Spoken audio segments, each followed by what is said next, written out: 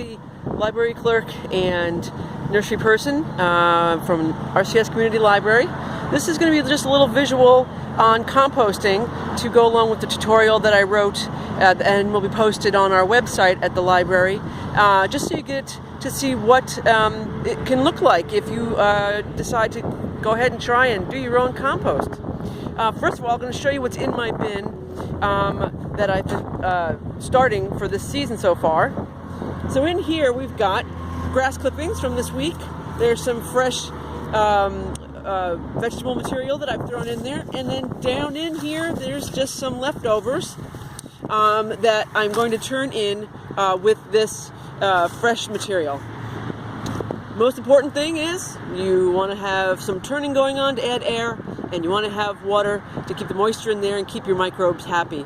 So once the bacteria is done with this and you start to see earthworms or just plain old worms, I have turned mine out into these other two bins.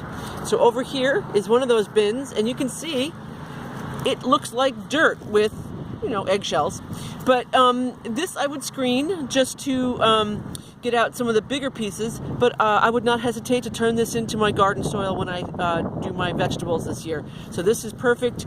It will continue to break down all these large pieces if I choose or not. And in this bin, I turned this around a bit so you can see that the next guys who get to eat in here are the worms. And they are loving it in here. So always a good indication that you have a healthy compost pile are seeing those worms at this point in the decomposition.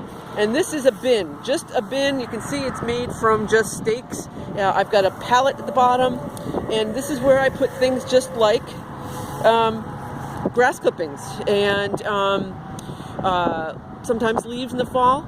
If I put in any kind of vegetable plant that has gone by, do not use anything that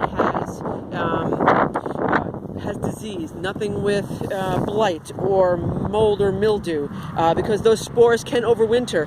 This pile is going to take much longer than these piles because it's just going to sit here. I'll turn it a bit, but it's basically layering of materials.